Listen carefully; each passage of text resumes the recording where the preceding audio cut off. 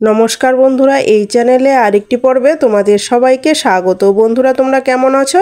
আশা করি সবাই ভালো আছো এবং সুস্থ আছো। তো বন্ধুরা, আমরা প্রত্যেক বাড়িতে আমাদের কিন্তু আরশোলা, টিকটিকি, মশা, মাছি, ইঁদুর এগুলোর অত্যাচারে আমরা অতিষ্ঠ হয়ে উঠেছি। তো অতিষ্ঠ হয়ে আমরা কি করি, বাজার থেকে গিয়ে কিন্তু কেমিক্যালযুক্ত জিনিস নিয়ে আসি আর নিয়ে এসে এদের উপর স্প্রে করি।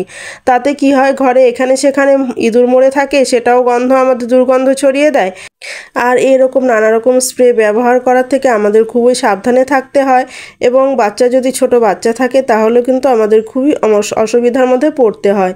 তো বন্ধুরা, আমরা যদি সেগুলো না করে আমরা যদি কিছু টাকা বাঁচিয়ে সেগুলো আনতে গেলেও আমাদের অনেক টাকা খরচ হয়।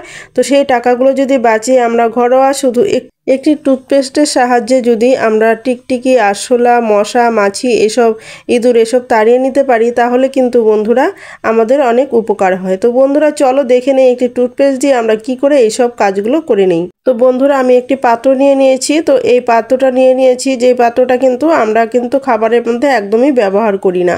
তারপর আমি নিয়ে নিলাম এখানে 2 চামচ আটা। তো 2 চামচ আটা, তোমরা এখানে ময়দা, বেসন, তোমরা যে কোনো জিনিস ইউজ করতে পারো। তো তারপর আমি নিয়ে নিলাম লবঙ্গ আর নিয়ে নিচ্ছি ন্যাপথলিন। বন্ধুরা, আমি ন্যাপথলিন নিলাম একটি আর লবঙ্গ নিলাম 2টো। তো বন্ধুরা দেখো, লবঙ্গ যদি যেই লবঙ্গগুলোর মধ্যে ফুল হয় সেই লবঙ্গগুলো যদি নিতে পারো তাহলে কিন্তু খুব ভালো হয়। তো বন্ধুরা দেখো, এটাকে ভালো করে আমি গুঁড়ো করে নেব। ভালো করে গুঁড়ো করে নেওয়া বলতে যে একদম মিহি করে গুঁড়ো করতে হবে সেটা কিন্তু দরকার নেই। তো মোটামুটি গুঁড়ো করলেই হয়ে যাবে। এখানে যেহেতু আমি ডো তৈরি করব আর আরেকটি কাজ করব, এটা দিয়ে কিন্তু আমরা দুটো কাজ করব। এই আটা ময়দাটা দিয়ে দুটো কাজ করব। তো সেখানে কিন্তু মোটামুটি গুঁড়ো করলেই হয়ে যাবে, কোনো রকম অসুবিধা হবে না। তো দেখো, মোটামুটি গুঁড়ো করে নিয়েছি। গুঁড়ো করে দুটো জিনিস আমি এটার মধ্যে ভালো করে মিশিয়ে নিব। আর এটার মধ্যে ভালো করে মিশিয়ে নিতে হবে যাতে এক জায়গায় সব দুটো উপকরণ পড়ে রইলো, আরেক জায়গায় ময়দা পড়ে রইলো বা ন্যাপথলিন এগুলো পড়ে রইলো, সেটা কিন্তু হবে না। বন্ধুরা, ভালো করে এটা কিন্তু 3টে উপকরণ কিন্তু খুব সুন্দরভাবে ভালো করে মিশিয়ে নিতে হবে। তো তারপর বন্ধুরা, যে কাজটা করতে হবে, এটার মধ্যে আমাদের দিয়ে দিতে হবে টুথপেস্ট। যে কোনো টুথপেস্ট তোমরা ব্যবহার করতে পারো। এখানে আমি কলগেট ব্যবহার করছি, তোমরা যে কোনো টুথপেস্ট ব্যবহার করতে পারো। তো দেখো, এখানে আমি নিয়ে নিচ্ছি। এটা কিন্তু দানার মতো হয়ে থাকবে যেহেতু, তো এই জিনিসটাকে কিন্তু ভালো করে আমাদের এটার সাথে মেশাতে হবে যাতে আমাদের সম্পূর্ণ ময়দাটার সাথে ভালো করে মিশে যায়, সেভাবে কিন্তু খেয়াল রাখতে হবে। তো দেখো, এটাকে আমি ভালো করে এখন চামচের সাহায্যে খুব সুন্দরভাবে এটার সাথে আমরা মিশিয়ে নিব। তো দেখো, এভাবে ভালো করে মিশিয়ে নিচ্ছি এটাকে।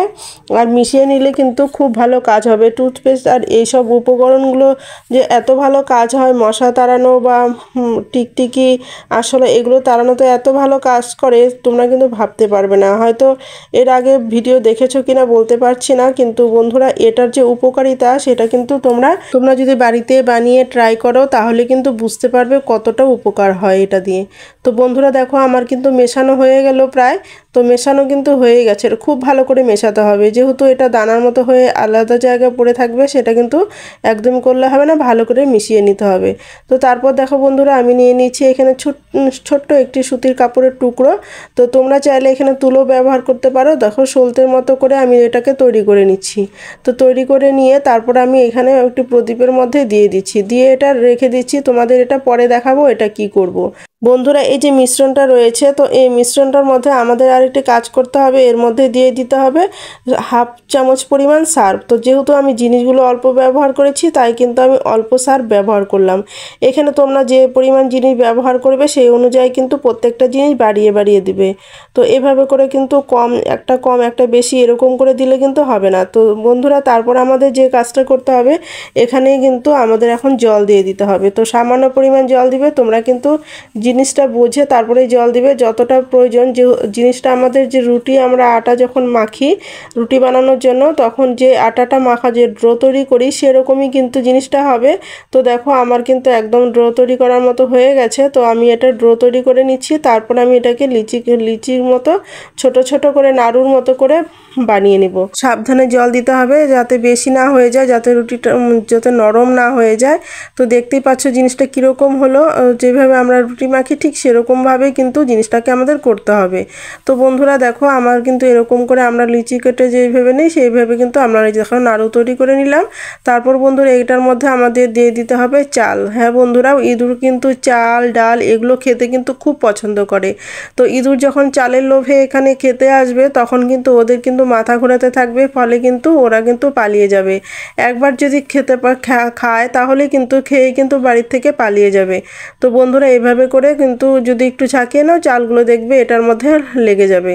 তো বন্ধুরা তারপর আমাদের এই প্রদীপটাকে আমি ধরিয়ে দিচ্ছি। দেখো এটার মধ্যে দিয়ে দিলাম সর্ষের তেল দিয়ে ভালো করে এটাকে সলতেটাকে ভিজিয়ে দিচ্ছি। তো বন্ধুরা এইভাবে সলতেটাকে ভিজিয়ে দিয়ে তোমরা চাইলে এখানে তুলো ব্যবহার করতে পারো, কোনো রকম অসুবিধা নেই।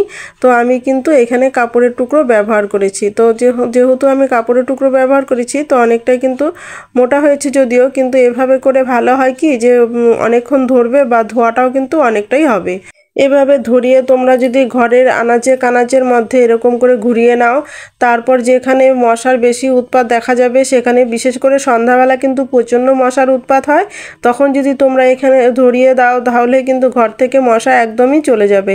আর এটা যে তোমরা যদি বাথরুমে ঘুরিয়ে নাও, তারপর লেট্রিন বাথরুমেও ঘুরিয়ে নাও, তাতেও কিন্তু অসুবিধা নেই। এখানে যেখানে নিয়ে যাবে মশার উৎপাত বেশি দেখবে সেখানে যদি তোমরা একটু ঘুরিয়ে নাও তাহলে এটা যে ধোয়া হয় সেই ধোয়াতে কিন্তু মশা একদমই চলে যাবে। এটার যে ঝাঁঝালো একটা ধোয়া সৃষ্টি হবে সেটাতে কিন্তু মশা একদম সহ্য করতে পারবে না, ফলে কিন্তু মশা একদম চলে যাবে।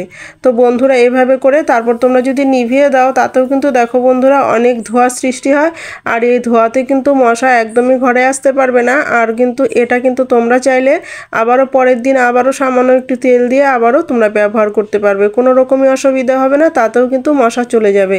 তো দেখো কত ধোয়া হয়েছে, এতেও কিন্তু মশা অনেক পালিয়ে যাবে।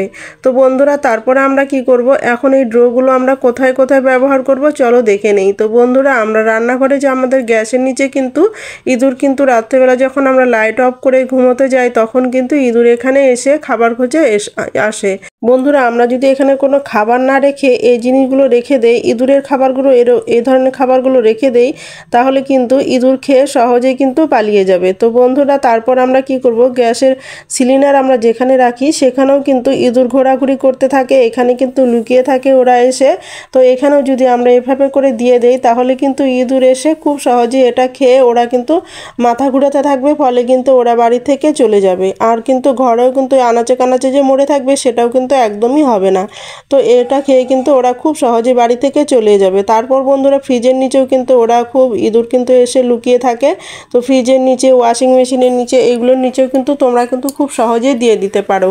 তোমাদের যে দিক থেকে মনে হয় যে ইঁদুর এদিকে যাতায়াত করছে সেই দিকে তোমরা দিয়ে দিতে পারো, কোঠা ঘরে দিয়ে দিতে পারো, কোনো রকমই অসুবিধা নেই। তো বন্ধুরা দেখো দরজার চিপিতে এদিকে যাতায়াত করবে যখন এদিকে এসেই কিন্তু এটা খেয়ে নেবে। আর খেয়ে নিয়ে যখন এরকম মাথা অস্বস্তি একটা মাথা ঘোরাতে থাকবে তখনই কিন্তু ইঁদুর আবার উল্টে ওইদিকে চলে যাবে। তো বন্ধুরা তোমরা আশা করি তোমরা বুঝতে পেরেছো। তো বন্ধুরা চলো আমরা তাহলে পরের টিপসটা দেখে নেই। বন্ধুরা আমরা কিন্তু ওই পাত্রের মধ্যে আবারও সামান্য পরিমাণ জল নিয়ে নিলাম। তো বন্ধুরা জল নিয়ে নিয়েছি, এখানে জল নিয়ে তারপরে কিন্তু বন্ধুরা এটার মধ্যে আমাদের যে কাজটা করতে হবে দিয়ে দিতে হবে ন্যাপথলিন। ন্যাপথলিন আমরা এটার মধ্যে দিয়ে দিব। তো বন্ধুরা ন্যাপথলিনটা গুঁড়ো করার আগে এখানে আমাদের যে জিনিসটা করতে হবে সেটা আমরা এখানে 1 চামচ লবণ দিয়ে দিব। তো লবণটা আমাদের কিন্তু খুব উপকারে লাগবে এখানে। তো লবণ আমি দিয়ে দিচ্ছি। লবণ দিয়েও কিন্তু আমরা মশা মাছি এইগুলো কিন্তু টিকটিকি এগুলো কিন্তু তাড়িয়ে নিতে পারি। তো বন্ধুরা তারপর আমি দেখো ন্যাপথলিনটাকে গুঁড়ো করে নিচ্ছি। ন্যাপথলিনটাকে ভালো করে এখানে কিন্তু ভালো করে গুঁড়ো করতে হবে। আগেটা যেমন ভালো করে না গুঁড়ো করলেও হয়েছে, কিন্তু এটা কিন্তু সেটা হবে না, একদম ভালো করে মিহি করে গুঁড়ো করতে হবে। তো বন্ধুরা দেখো আমি একদম মিহি করে গুঁড়ো করে নিয়েছি যাতে জলের সাথে ভালো করে মিশে যায়। তো দেখতেই পাচ্ছ আমি কিন্তু ভালো করে মিহি করে গুঁড়ো করে নিলাম। গুঁড়ো করে নিয়ে তারপরে এটার মধ্যে ভালো করে মিশিয়ে দিচ্ছি। তারপর দিলাম এখানে 1 ফোঁটা কর্পূর। হ্যাঁ বন্ধুরা একটি ছোট্ট কর্পূর আমি এটার মধ্যে গুঁড়ো করে দিয়ে দিলাম। তারপর আমাদের যে কাজটা করতে হবে বন্ধুরা এখানে আমাদের দিয়ে দিতে হবে কলগেট। সামান্য পরিমাণ কলগেট এখানে দিয়ে দিতে হবে। আর এত সুন্দর কলগেট যে কাজ করে তোমরা ভাবতেও পারবে না।